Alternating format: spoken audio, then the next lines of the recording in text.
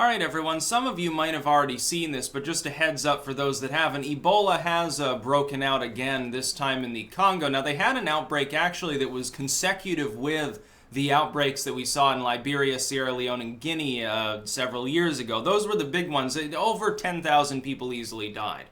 They're thinking that the actual death toll is considerably higher than the official estimate, specifically because a lot of times what happened is because of the burial practices in that region of Africa, and being very hands-on, you have to have a physical remnant, like bury the body. The WHO was immolating the dead. They were burning the dead bodies, which doesn't leave behind a reminder of the departed relative. That's considered taboo within some of these societies outside of the urban cores. Therefore, a lot of people probably died and they never actually managed to recover the body. There was also, and this is the spooky part, it may have saved people, but it spooked people as well. There was a second variant of Ebola that apparently broke off the first that caused asymptomatic Ebola, where they weren't getting any actual symptoms, but they still had Ebola, which, you could look at that as a good or a bad thing. Oh, it's a silent epidemic, technically. That's a little bit spooky, but at least they were saved from the primary infection. They didn't get the Ebola that was killing 90% of the people that got it. So, now you've got some number of people dead and others sick. It'll probably spread further because, of course, there's a period between when you're exposed and when you start showing symptoms. It'll probably be hundreds of people that die with a typical Ebola outbreak. That's what you get. Hopefully they can contain it. The problem is that they're still relying largely upon experimental medicines, like a vaccine that's not 100% effective. A serum that was tested, it appears to be a little bit effective. It lowered the death rate. It seemed some, but Ebola still killed more than half the people that got it. You still have the possibility of it suddenly evolving. Ebola is maybe more evolution prone than some diseases that are, pandemic mode. Influenza, though, is the big one. And while the world watches in minutia every action on the ground that happens when you have an outbreak of one of these scary sounding tropical diseases, they ignore the yearly plague, the yearly epidemic that is influenza. But flu, we've already seen. Look at the Spanish flu. It's quite able to evolve and kill millions of people.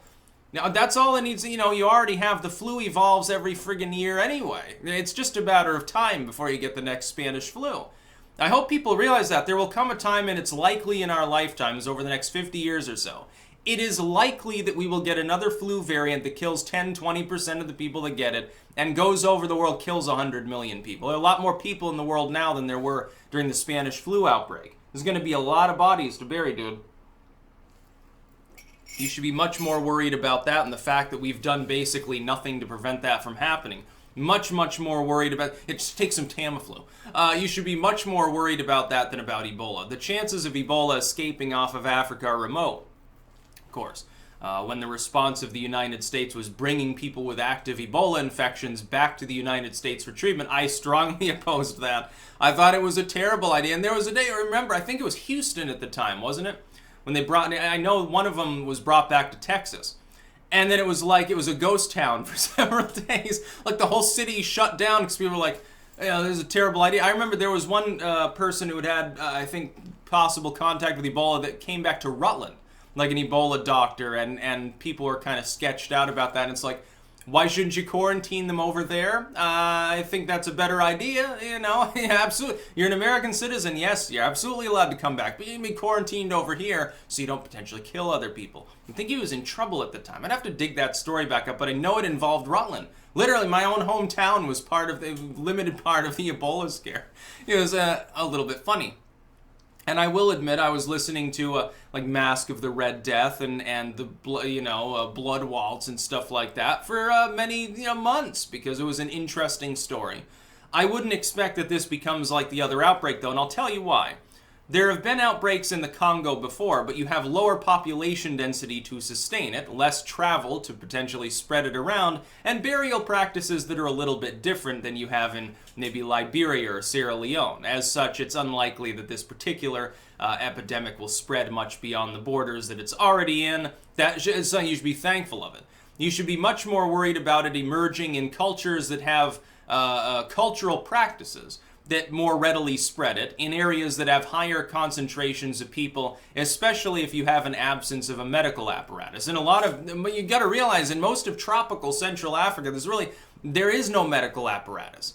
They have dirt-floored doctor's offices. The capital probably has a few standardized hospitals. Most of the population that lives there can't even afford to go to them.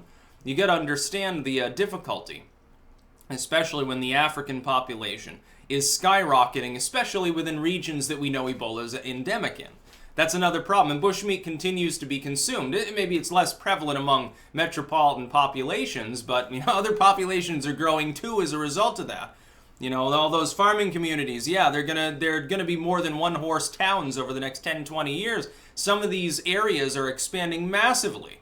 And you've got never-ending ghetto sprawl in a lot of parts of Africa when we're talking about the urban areas. Poor sewage drainage, almost nothing in the way of sanitation. No access or very little to modern medicine that isn't supplied by the outside world. And then how much more can the outside world supply? It's a ticking time bomb. Ultimately, though, I'm more worried about flu. I would be more worried about other diseases than Ebola. But it has broken out in the Congo. People should be aware that. You probably shouldn't travel to the Congo. You may want to delay your vacation by a month or something. Sorry to those of you that wanted to go off into the hinterlands and see the rainforest before it's all completely logged off. But now may not be the best time. That's about all. Peace out.